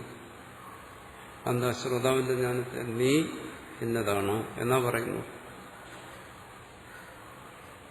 ശരി, നീ എന്ന് കേൾക്കുമ്പോൾ എന്തെങ്കിലും സംശയമുണ്ടെങ്കിൽ ഞാൻ ഇന്നതാണെന്ന് ധരിക്കുക. തത്വമസി അഹം ബ്രഹ്മാസ്മി എന്ന് ബോധിക്കണമെന്നാണ് പറയുന്നത് ശ്രുതി. അതിനാണ് നമ്മൾ സാധാരണ പറയുന്നത് ആത്മബോധം എന്ന് പറയുന്നത്. അതെന്താ? ഉപദേശിക്കുന്ന ആളിന്റെ ജ്ഞാനമാണ്, അല്ല കേൾക്കുന്നവന്റെ ജ്ഞാനമാണ്. ഗുരുവിന്റെ ജ്ഞാനമല്ല, ശിഷ്യന്റെ ജ്ഞാനമാണ്. അല്ല ഗുരുവിന് ജ്ഞാനമില്ലെന്നല്ല പറയുന്നു. ഗുരു എന്ന് പറയുന്നത് എന്തുകൊണ്ട്? അത് ആത്മനിഷ്ഠമായി ഗ്രഹിച്ചുകൊണ്ടാണ് ഗുരു എന്ന് പറയുന്നത്. ആ ഉപദേശത്തെ ആത്മനിഷ്ഠമായി ഗ്രഹിക്കുമ്പോൾ അത് ഗുരുവാണ്. വീണ്ടും ആ ഉപദേശത്തെ ആത്മനിഷ്ഠമായി ഗ്രഹിച്ചു കഴിഞ്ഞാൽ അത് അവിടെയാണ് ഗുരുത്വം. അതാണ് ഇവിടെ പറയുന്നത് ആചാര്യ പരമ്പര. ആചാര്യ പരമ്പര എന്ന് പറയുമ്പോൾ ഇവിടെ ഭാഷ്യകാരൻ പറഞ്ഞു, ഒന്ന് പഞ്ചമ്യന്തത്തിൽ പറഞ്ഞത് ആചാര്യൻ, പ്രഥമാന്തത്തിൽ പറഞ്ഞത് ശിഷ്യൻ. ആചാര്യ പരമ്പരയിൽ ആചാര്യനും ശിഷ്യനും രണ്ടുണ്ടോ? ഇല്ല. ഉണ്ടെങ്കിൽ പരമ്പര എന്നിങ്ങനെ പറയാൻ പറ്റും. ഒന്നേ ഉള്ളൂ. എന്താണ്? തത്വത്തെ ബോധിച്ചവർ. എല്ലാവരും തത്വത്തെ ബോധിച്ചവരാണ്. അങ്ങനെ തത്വത്തെ ബോധിക്കുന്നത് ഓരോരുത്തർ. ബോധിപ്പിക്കുന്ന ആളിനെ ആചാര്യനെന്നും ബോധിക്കുന്ന ആളിനെ ശിഷ്യനെന്നും പറയുന്നേ ഉള്ളൂ. രണ്ടുപേരും തത്വത്തെ ബോധിച്ചവരാണ്. അങ്ങനെ ബോധിക്കുമ്പോൾ ആത്മനിഷ്ഠമായി ബോധിക്കുന്നു. നമ്മൾ സാധാരണ ഭാഷയിൽ പറയും തന്നെക്കുറിച്ച് ബോധിക്കുന്നു. ആ ബോധം തന്റെ ജ്ഞാനമാണ്. അത് യുക്തിയോട് ചേരുന്നതാണ്. അതുകൊണ്ട് ആത്മീകത്വ പ്രകാശനായ ആത്മീകത്വത്തെ പ്രകാശിപ്പിക്കുന്നതിന് ഇവിടെ ഉപദേശിക്കുന്ന ജ്ഞാനത്തെ പ്രവൃത്തി ശക്നത അത് രണ്ടും കൂടി ചേർന്ന് കഴിഞ്ഞാൽ, അല്ലാതെ ബുദ്ധി അല്ലെങ്കിൽ അറിവെന്ന് പറയുന്നത് അത് ഇതിലുപയോഗിക്കാൻ പാടില്ല. കേവലമായ വിശ്വാസം അത് മാത്രം മതി. ചിന്തിക്കാൻ പാടില്ല, തത്വം ശ്രവിക്കാൻ പാടില്ല, മനനം ചെയ്യാൻ പാടില്ല. അതൊക്കെ സംബന്ധമാണ്. അതാണ് അദ്വൈതം എന്നൊക്കെ പറയുന്നവരുണ്ട്. ഇതെന്തോ ആകാശത്ത് നിന്ന് പൊട്ടി വീഴുന്നത് പോലെ ഒരു സുപ്രഭാതത്തിൽ പൊട്ടി വീഴും, കണ്ണടച്ചിരുന്നാൽ മതി. ഇവകളും മിഥ്യാധാരണ, ഭ്രാന്തി. അതിനൊന്നും ഒരു കഴമ്പുമില്ല. കരതല ഗത ബില്ലും ഇവ ദർശയിക്കും. പറയുന്നു. യുക്തി ആഗമോഹി സംഭൂയ കരസ്ഥ ആമലകാദിക. കരസ്ഥ ആമലകവും, ആമര വന്നു, ആമലകം വന്നു, ബില്ല് വന്നു, എന്തായാലും ശരി, ഉള്ളം കയ്യിലിരിക്കുന്ന ഒരു വസ്തു എന്ന്. ഉള്ളം കയ്യിലിരിക്കുന്ന വസ്തു എന്ന് പറയുന്നത് എന്തുകൊണ്ട്? സ്പഷ്ടതയ്ക്ക് വേണ്ടിയിട്ട്. തന്റെ ഉള്ളം കയ്യിലിരിക്കുന്ന വസ്തു എന്താണ്? അത് ആമലകമാണോ, ബില്ലുമാണോ, നെല്ലിക്കയാണോ, കൂവളക്കായാണോ എന്ന് ആരോടും ചോദിക്കേണ്ട കാര്യമില്ല. ഉള്ളം കയ്യിലിരിക്കുന്ന വസ്തു തനിക്ക് സ്പഷ്ടമാണ്. എന്തുകൊണ്ട്? തന്റെ കയ്യിലിരിക്കുന്നുണ്ട്.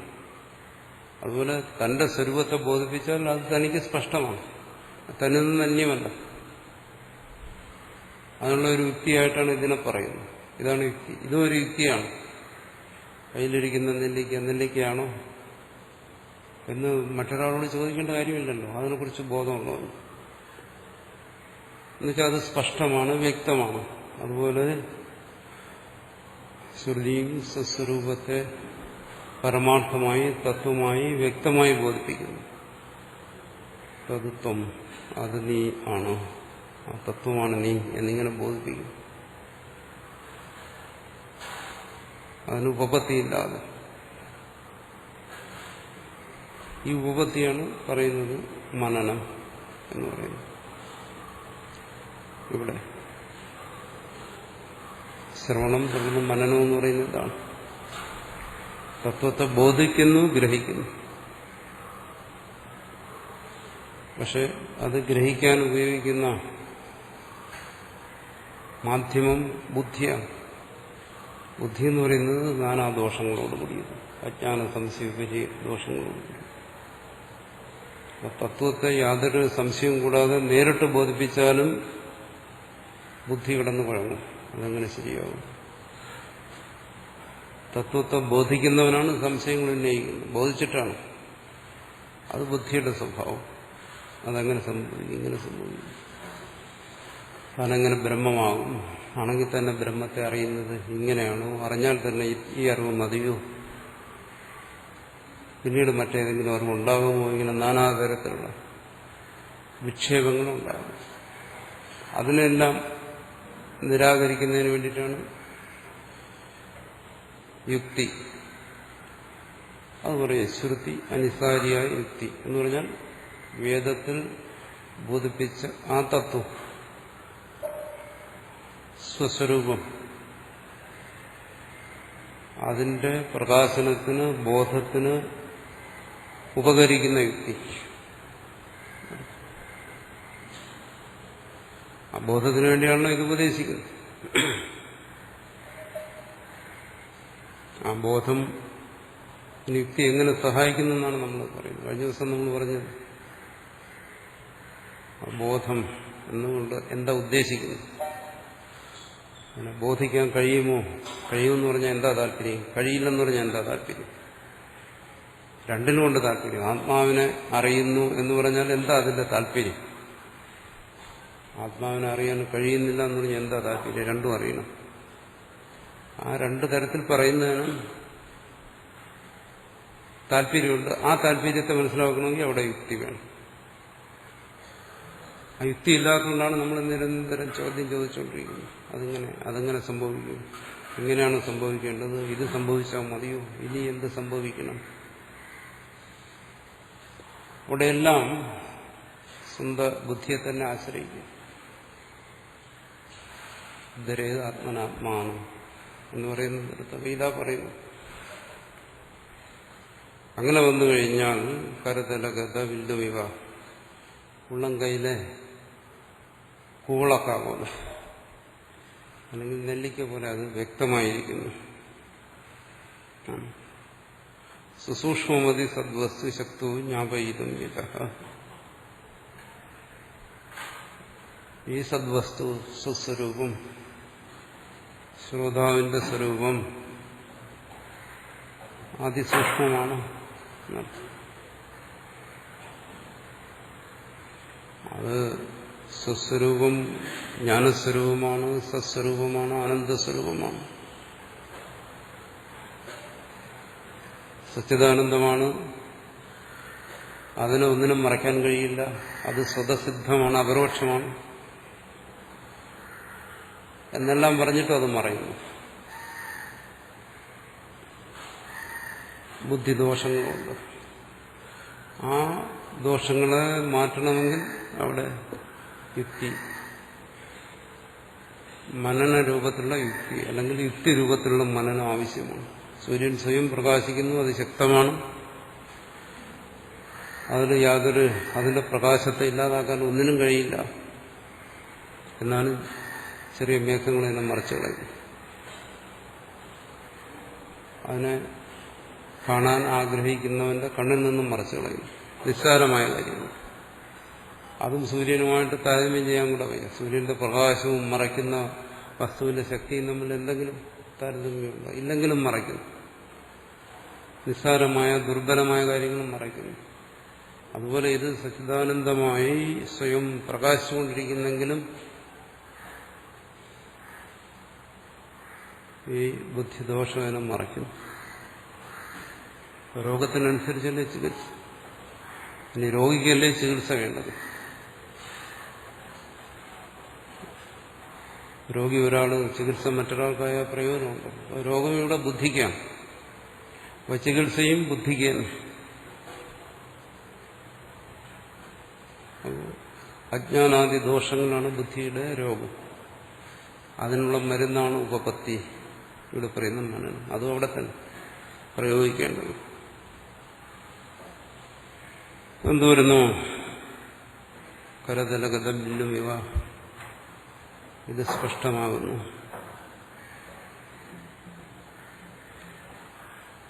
ഇതെല്ലാം ഈ പറയുന്നത് ജ്ഞാനം, അതിന് യുക്തി വേണം. ഇതൊക്കെ പറയുന്നത് ഭാവനയാണ്. മുമ്പ് പറഞ്ഞതുപോലെയുള്ളതല്ല. എന്തുകൊണ്ട്? ശ്രോതവ്യോ മന്ദവ്യ ഇത് ഉക്തം. ശ്രോതവ്യ എന്ന് പറഞ്ഞു കഴിഞ്ഞതിന് ശേഷം മുമ്പ് കടന്നുപോയതാണ്. മന്ദവ്യ, മനനം ചെയ്യണം. അതാണ് യുക്തി എന്ന് പറയുന്നത്. ശ്രുതി അനുസാരിയായ യുക്തി.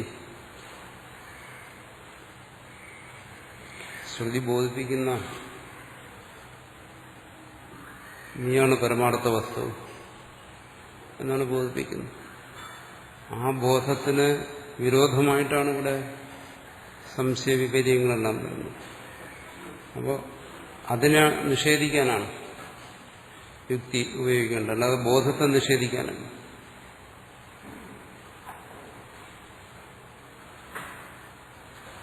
അത് പാടില്ല.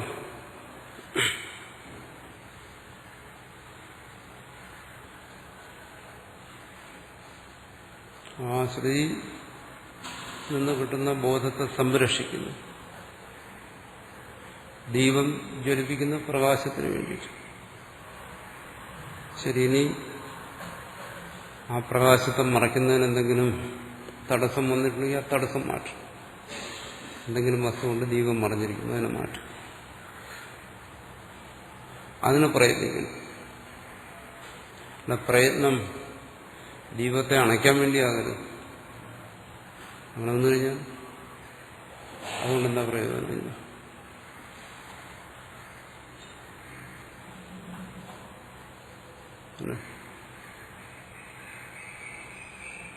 അത് സംഭവിക്കാം. അഗ്നിയിലേക്ക് ഊതിക്കഴിഞ്ഞാൽ അത് അഗ്നിയെ വർദ്ധിപ്പിക്കാനും സഹായിക്കും, അഗ്നിയെ ഇല്ലാതാക്കാനും സഹായിക്കും. വായു വീശിക്കഴിഞ്ഞാൽ രണ്ടും സംഭവിക്കാം. അതുകൊണ്ട് തീ കെട്ടുപോകാം, അല്ല അത് വർദ്ധിക്കുകയും ചെയ്യാം. അതുകൊണ്ട് യുക്തി എന്ന് പറയുന്നത്, ശ്രുതി അനുസാരി എന്ന് പറയുന്നത് അതുകൊണ്ടാണ്. ഈ ബോധത്തെ ദൃഢപ്പെടുത്തുന്ന തരത്തിലായിരിക്കും. വിപരീതമായി ചിന്തിക്കാം. കാരണം ബുദ്ധിക്ക് സ്വാതന്ത്ര്യമുണ്ട്, ജീവന് സ്വാതന്ത്ര്യമുണ്ട്. ഇത് അസംബന്ധമാണെന്നുള്ള തരത്തിലും ചിന്തിച്ച് ആ വഴിക്കും പോകാം. സ്വാതന്ത്ര്യമുള്ളത് കൊണ്ട് അങ്ങനെ വരാതിരിക്കാൻ പറഞ്ഞ് ശ്രുതി അനുസാരിയായിരിക്കണം.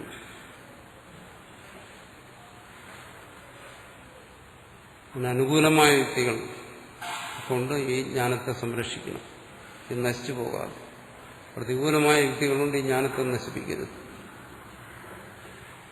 അങ്ങനെ സംഭവിക്കാറുണ്ട്. ഈ തത്വത്തെ ശ്രവിച്ചു കഴിഞ്ഞാൽ ചില ബുദ്ധി അങ്ങനെ പറയൂ, എന്തോന്ന് തത്വം, ഇതൊക്കെ സംബന്ധം, വെറും പ്രസംഗം, ഇതിലൊക്കെ എന്തെങ്കിലും കാര്യമുണ്ട്.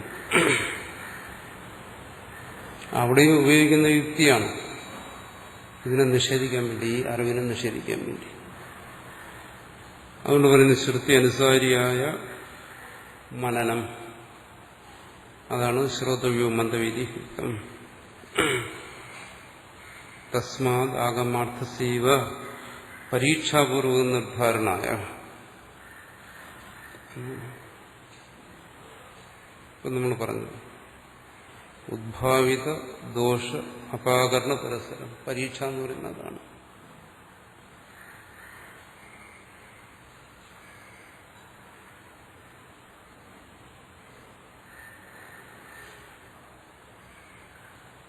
സാറിന് നമ്മൾ പറയുന്ന പരീക്ഷയല്ല. പരീക്ഷ എന്ന് പറയുന്നത് ന്യായശാസ്ത്രത്തിലൊരു മുഖ്യമായ ഒരു കാര്യമാണ് പരീക്ഷ. ആ പരീക്ഷയാണ് ഇന്നത്തെ പരീക്ഷയായി മാറിയിരിക്കുന്നത്. വേറെ തരത്തിലാണെന്ന് കണ്ടു.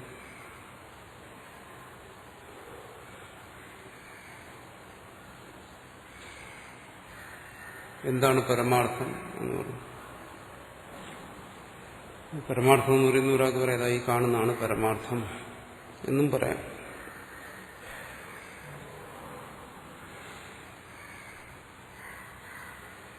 അതല്ല, എന്തിനെ കുറിച്ചാണ് നിങ്ങൾ സംസാരിക്കുന്നത്?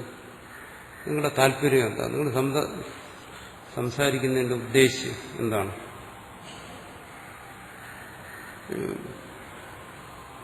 നിങ്ങളിവിടെ ഇരുന്ന് സംസാരിക്കുന്ന അതിന്റെ ഉദ്ദേശ്യം എന്താണ്? അതാദ്യം മനസ്സിലാക്കണം. ഈ താർക്കികന്മാർ പറയുന്നത് ആദ്യം ഉദ്ദേശ്യം എന്താണെന്ന് മനസ്സിലാക്കണം.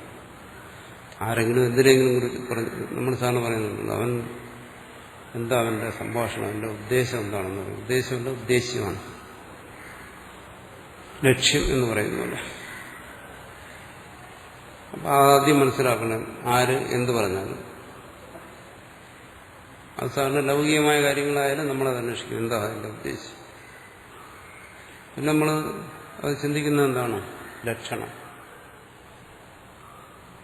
അതിനെ എങ്ങനെ പറയുന്നു ആ കാര്യം, ഏത് തരത്തിലാണ് അതിനെ പറയുന്നത്, അത് ലക്ഷണമായി. പിന്നെ പറയും പരീക്ഷ. അപ്പോൾ തത്വനിർണയത്തിന് ഇത് മൂന്നും വേണമെന്നാണ് നൈയായികന്മാർ പറയുന്നത്. ഉദ്ദേശ്യം, ലക്ഷണം, പരീക്ഷ. മൂന്നും വന്നാലേ, അത് ആത്മാവിന്റെ കാര്യത്തിൽ പറയുന്നതല്ല, ഏതൊരു വിഷയത്തെ സംബന്ധിച്ചാലും ശരി. അതിലവസാന പരീക്ഷയെക്കുറിച്ചാണ് ഇവിടെ പറയുന്നത്. പരീക്ഷാപൂർവകം. പരീക്ഷ എന്ന് പറയുന്നതാണ് ഇവിടെ പറയുന്ന ഉപപത്തി അല്ലെങ്കിൽ യുക്തി എന്ന് പറയുന്നത്. അത് ശരിക്കും ചിന്തിച്ചു നോക്കുന്നു, അത് ശരിയാകുമോ? അതിന് ആത്യന്തികമായി ആശ്രയിക്കുന്ന സ്വാനുഭവത്തെയാണ്. സ്വാനുഭവത്തിന്റെ ബലത്തിൽ ചിന്തിക്കുന്നു, അത് പരീക്ഷ. അപ്പൊ സച്ചിദാനന്ദം എന്ന് പറഞ്ഞു, അതങ്ങനെ സംഭവിക്കാമോ? താനെങ്ങനെ സച്ചിദാനന്ദമാകുന്നു? എന്താണ് സത്ത്, എന്താണ് ചിത്ത്, എന്താണ് ആനന്ദം? അത് ഒന്നാണോ അതേ പലതാണോ? അത് അനുഭവത്തിൽ വരുന്നുണ്ടോ? അനുഭവത്തിൽ വരുന്നുണ്ടെങ്കിൽ തന്നെ അതെങ്ങനെയാണ്? അതിന്റെ പാരമാർത്ഥികത എന്താണ്? ഇത്തരത്തിൽ ചിന്തിക്കുന്നതാണ് പരീക്ഷ. ഈ പരീക്ഷയിലൂടെ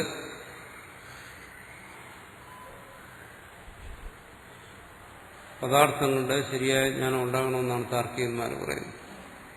ന്യായ വൈശേഷിക ശാസ്ത്രത്തിനൊക്കെ അവർ മുഖ്യമായി ആശ്രയിക്കുന്നതിനാണ്. അദ്വൈതിയും ആ പരീക്ഷയെ സ്വീകരിക്കുന്നുണ്ട്. അതാണ് ഇവിടെ പറഞ്ഞത്.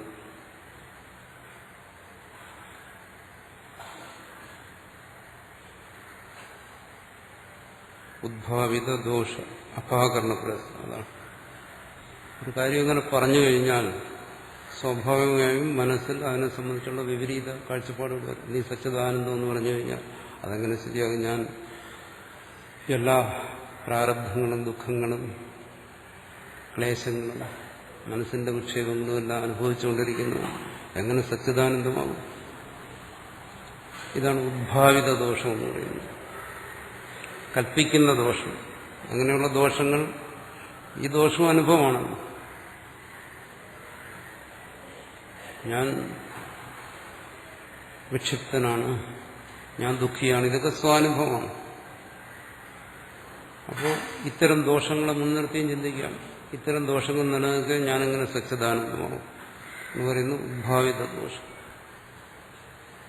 അവിടെ പറയുന്നു ഈ അനുഭവം ശരി തന്നെയാണ്, പക്ഷേ ഈ അനുഭവത്തെ കുറിച്ച് ബോധിപ്പിക്കേണ്ട കാര്യമില്ല, ഇത് സഹജമാണ്. ഇവിടെ പറയുന്നത് ഈ അനുഭവത്തിന്റെ പരമാർത്ഥം, ഈ അനുഭവത്തിനൊരു പരമാർത്ഥമാണ് എന്നിങ്ങനെ പരമാർത്ഥത്തെ ബോധിപ്പിക്കുമ്പോൾ ആ പരമാർത്ഥത്തെയാണ് പറയുന്നത് സച്ചിദാനന്ദം.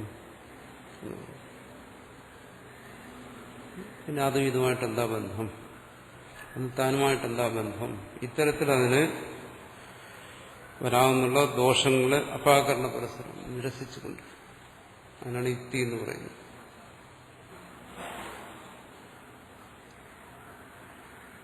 അത്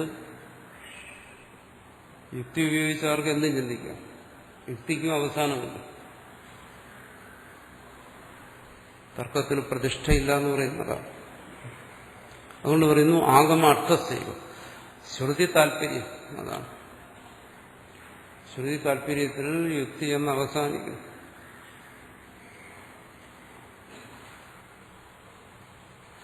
എന്നുവെച്ചാൽ ഇത് ശ്രുതി താല്പര്യം എന്താ? ശ്രുതിയുടെ താല്പര്യം വേറൊന്നുമല്ല, ഈ ലോകമോ മറ്റൊന്നുമല്ല. ശ്രോതാവാണ് ശ്രുതിയുടെ താല്പര്യം. ചിന്തിച്ച് ഏതുവരെയൊക്കെ പോയി കഴിഞ്ഞാൽ അവസാനം തന്നെ ഒന്ന് ചേരണം. തന്റെ പരമാർത്ഥത്തെയാണ് ഗ്രഹിക്കേണ്ടത്. അതാണ് ആഗമ താല്പര്യം. അപ്പൊ ഉപപത്തി, യുക്തി അത് പരീക്ഷാപൂർവകമായി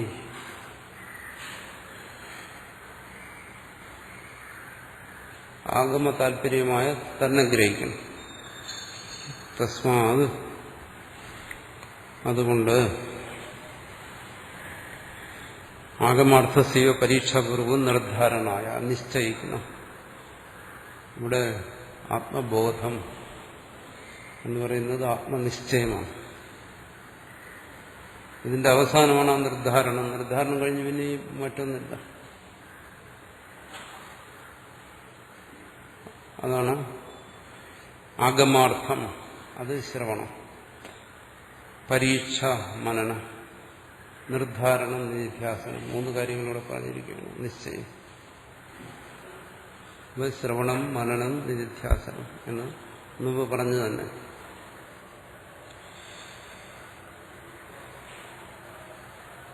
പരീക്ഷയില്ലാതെ നിർദ്ധാരണം വരത്തില്ല. അത് സച്ചിദാനന്ദം ശരിയാകുമോ അല്ലയോ എന്നുള്ള ചിന്തയാണ് പരീക്ഷ. താൻ സച്ചിദാനന്ദമായിരിക്കുമോ അല്ലയോ, ആകുമെങ്കിൽ എന്തുകൊണ്ട് എങ്ങനെ, ആകില്ലെങ്കിൽ എന്തുകൊണ്ട് എങ്ങനെ, അങ്ങനെ ചിന്തിക്കുന്നു. 2 തരത്തിനെയും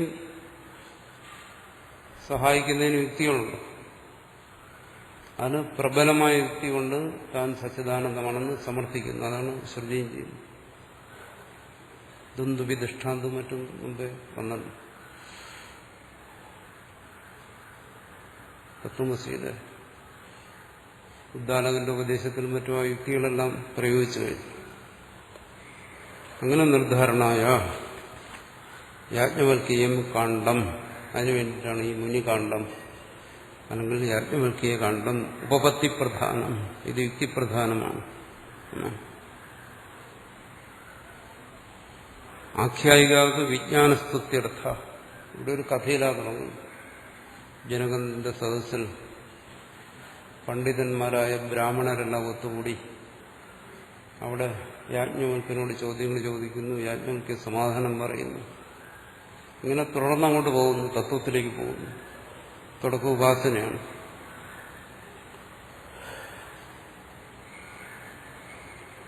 അപ്പോൾ അവിടെ ഇതിന് കഥയെന്നാ പറയുന്നു.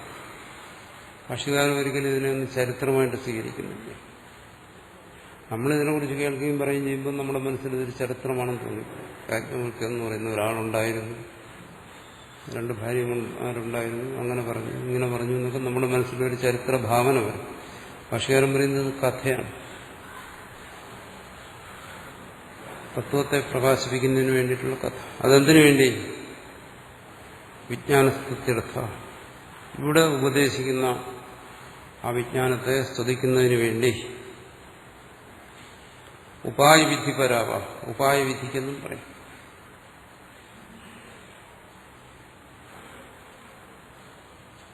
ജ്ഞാനത്തിനെ പ്രാപിക്കുന്നതിനുള്ള ഉപായങ്ങളെ വിധിക്കുകയാണ്. അതിവിടുത്തെ ഒരു ഉപായമായിട്ട് ഇവിടെ നിർദ്ദേശിക്കുന്നത് ദാനമാണ്. ജനകൻ പശുക്കളുടെ കൊമ്പുകളിൽ സ്വർണം കെട്ടിയിട്ട് ആ സ്വർണത്തോടുകൂടിയ പശുക്കളെ സദസ്സ് നിർത്തിയിട്ട് പറയുന്നു, ഇവിടെ ബ്രഹ്മജ്ഞാനികൾ ആരെങ്കിലും ഉണ്ടെങ്കിൽ അവർക്ക് ഈ പശുവിനെ കൊണ്ടുപോകും. എന്നുവെച്ചാൽ ബ്രഹ്മജ്ഞാനത്തെ വെളിപ്പെടുത്തിയിട്ട് കൊണ്ടുപോകാം. ഇവിടെ അത് ഉപാസന ഉദ്ദേശിച്ച പറയും. പലതരത്തിലുള്ള ഉപാസന. അറിവുള്ളവനാണ് ഇത് ദാനം. അതാണ് ഉപായവിധി എന്ന് പറയുന്നത് ഇവിടെ ഉദ്ദേശിക്കുന്നത്. അല്ലാതെ ഉപായങ്ങൾ പലതുമുണ്ട്. ആത്മജ്ഞാനത്തിന് നേരത്തെ പറഞ്ഞു എന്താണ് ഗുരു പരമ്പരാ സ്മരണം, അത് ആത്മജ്ഞാനത്തിന് ഉപായമാണ് എന്ന് പറഞ്ഞു. പലതുമുണ്ട്. ഇവിടെ ദാനമാണ്. അത് പറയുന്നു പ്രസിദ്ധോ ഹി ഉപായോ വിദ്വദ്ഭി ശാസ്ത്രേഷിത ദുഷ്ടോ.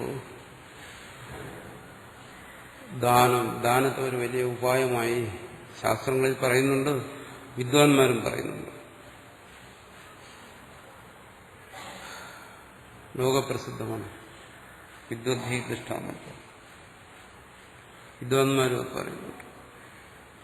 വിദ്യ എന്ന് പറയുമ്പോൾ പൊതുവെ വിദ്യ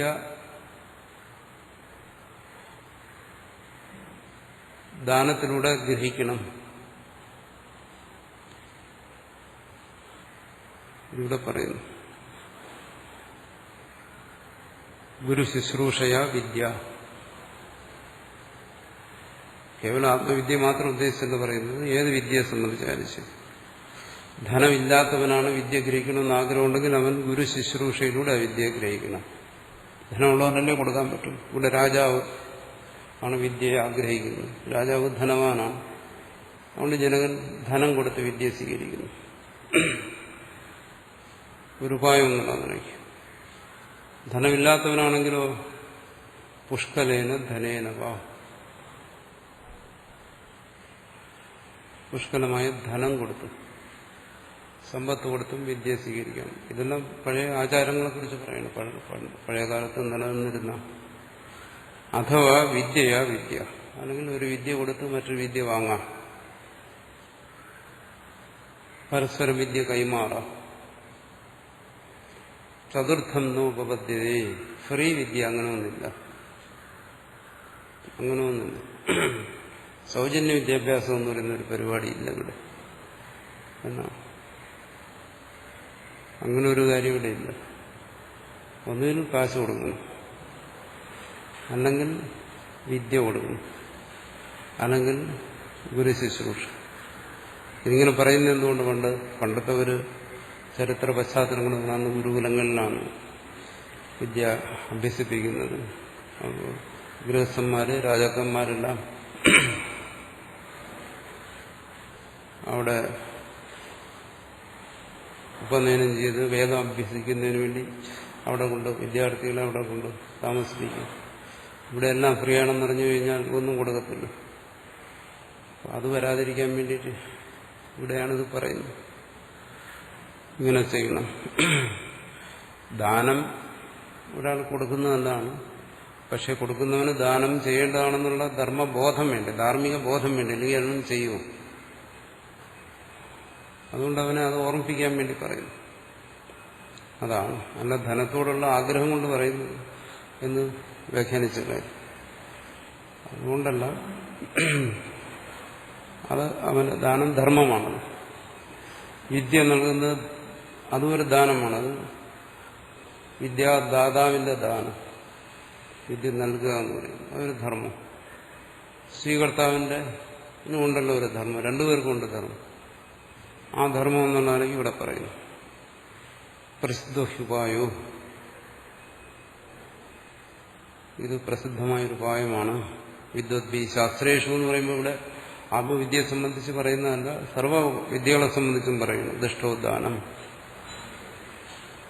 ദാനേന ഹി ഉപനമന്തേ പ്രാണിനഃ, ദാനം കൊണ്ട്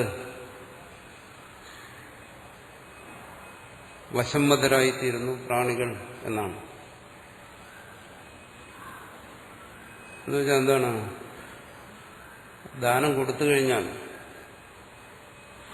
വാങ്ങുന്നവനൊരു ബാധ്യത, കടപ്പാടെല്ലാം വരും. അപ്പോൾ അതാണ് ഇവിടെ പറയുന്നത് ഉപനമന്തേ പ്രാണിനഃ പറയുന്നത്. ഒരു വിധേയത്വം വരും, അത് ചെയ്യണം എന്നൊരു വിധേയത്വം വരും. അപ്പോൾ താൻ കാശ് വാങ്ങിയല്ലേ, അപ്പോൾ അത് കൊടുക്കാതിരിക്കുന്നെങ്ങനെ എന്നുള്ളൊരു വിചാരം. അത് വിദ്യയെ സംബന്ധിച്ചല്ല എവിടെയായാലും ശരി. ദാനം എന്ന് പറയുന്നത് ഒരാളെ അനുനയിപ്പിക്കുന്നതിന് പറ്റിയ കാര്യമാണ്. പ്രാണികളെല്ലാം അതിൽ വീണുപോകും എന്നാണ്. നിങ്ങൾ കൊടുത്തു കഴിഞ്ഞാൽ അവർക്ക് കടപ്പാടും ഇതൊക്കെ വരും.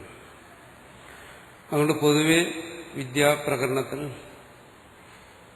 ജ്ഞാനാർജനത്തിന്റെ ഉപായമായി ദാനത്തെ ശാസ്ത്രങ്ങൾ നിർദ്ദേശിക്കുന്നു, വിദ്വാൻമാരെ നിർദ്ദേശിക്കുന്നു. അതിവിടെ സൂചിപ്പിക്കുന്നു എന്നർത്ഥം. പ്രഭൂതം ഹിരണ്യം ഗോസഹസ്രദാനം ചൈഹോപലഭ്യതേ. ഇവിടെ തന്നെ ശ്രുതി തന്നെ പറയുന്നു ധാരാളം സ്വർണം കൊടുക്കുന്നതായിട്ട്. ഗോസഹസ്രം എന്ന് വെച്ചാൽ അനേക ഗോക്കൾ, അനേകായിരം ഗോക്കൾ എല്ലാം ദാനം ചെയ്യുന്നതായിട്ട് ഇവിടെ പറയുന്നു. അതുകൊണ്ട് തസ്മാത് അന്യപരേണാവി ശാസ്ത്രേണ, ശാസ്ത്രത്തിന്റെ മുഖ്യമായ താല്പര്യം ദാനം കൊടുക്കണമെന്നോ വാങ്ങണമെന്നോ സമ്പത്തിന്റെ ക്രയവിക്രമമൊന്നും അല്ല. അതിന്റെ താല്പര്യം പരമാർത്ഥ തത്വത്തെ വെളിപ്പെടുത്തുകയാണ്. അത് ആനുഷംഗികമായി മറ്റു പല കാര്യങ്ങളും വെളിപ്പെടുത്തുന്നത് പോലെ വിദ്യാപ്രാപ്തി ഉപായ ദാനപ്രദർശനാർത്ഥ ആഖ്യായിക ആരബ്ധ.